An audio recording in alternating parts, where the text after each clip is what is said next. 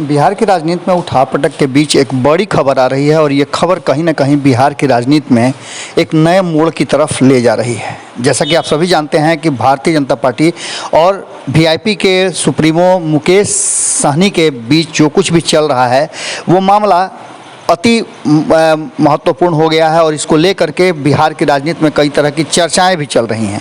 जहां एक तरफ ये आरोप लग रहे हैं कि उनके साथियों ने उनका साथ नहीं दिया, वहीं भारतीय जनता पार्टी पर यह आरोप लग रहा है कि भारतीय जनता पार्टी ने कहीं ना कहीं मुकेश सहनी को समाप्त करने की बात कह दी है। लेकिन इन सब के बीच में मुकेश सहनी ने एक बड़ा ऑफर देते हुए, बड़ा प्रस्ताव भेजते हुए भारतीय जनता पार्टी को चेकमेट कर दिया है। जैसा कि आप सभी जानते हैं कि विकासशील इंसान पार्टी के संस्थापक और पूर्व मंत्री मुकेश सहनी लगातार भारतीय जनता पार्टी पर टारगेट कर रहे थे, लेकिन अचानक से उन्होंने ऐसी बात कह दी है जिसको लेकर के अब बिहार की राजनीति में एक बार फिर से गर्माहट हो गई है और वीआईपी के जो समर्थक हैं उनके मन में भी अब कई तरह की बातें सामने आ गई हैं। हालांकि मुकेश सहनी के इस प्रस्ताव के बाद भारतीय जनता पार्टी के लिए कठिन होगा, लेकिन उन्होंने साफ तरीके से कहा है कि अगर भारतीय जनता पार्टी चाहती है तो वो अपनी पार्टी का विलय कर लेंगे और साथ ही भारतीय जनता पार्टी का कीर्तन भी करेंगे, लेकिन इसके लिए उन्होंने एक शर्त रखी है। जैसा कि आप सभी जानते हैं कि लगातार मुकेश सहनी इस बात को लेकर के अड़े हुए हैं कि उनके समाज को आरक्षण चाहिए। मुकेश सहनी ने साफ तरीक़ा से कहा है कि भाजपा दोनों जगह शासन में है, केंद्र में भी और बिहार में भी। ऐसी स्थिति में भारतीय जनता पार्टी अगर हमारे समाज को आरक्षण दे देती है तो मैं भारतीय जनता पार्टी में शामिल हो जाऊंगा और कीर्तन भी करूंगा। सहनी मंगलवार को अपने सरकारी आवास पर प्रेस वार्ता कर रहे थे। इसी दौरान उन्होंने बहुत सारी बातें कहे, उसमें उन्होंने एक बात ये भी रखा। उन्होंने कहा कि जिस तरह से हमारे साथ बातें हुई हैं और जिस तरह से हमें तय करने के बाद, बातें होने के बाद भी मेरे साथ जो किया गया है वो कहीं से उचित नहीं है।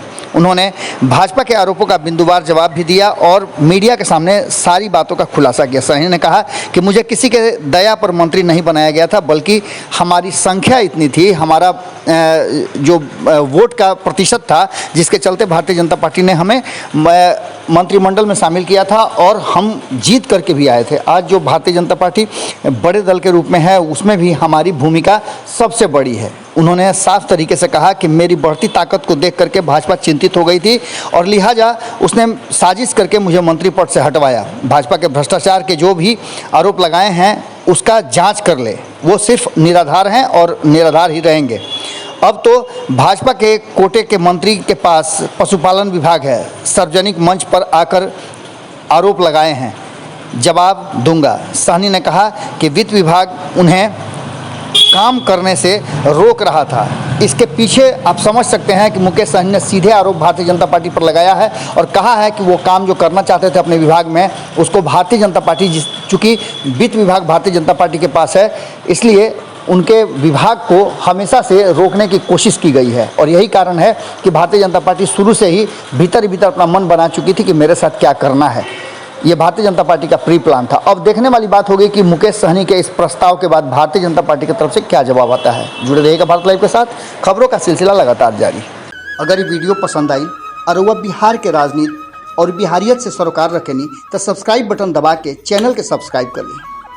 ओजे एगो घंटी बा, ओकरा बटन दबा देला से कुल सटीक और मारक खबर रुआ मुफ्त में मिल जाई।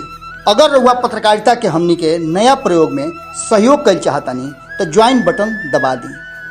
पेटीएम नंबर नोट कर ली 9386816700। धन्यवाद।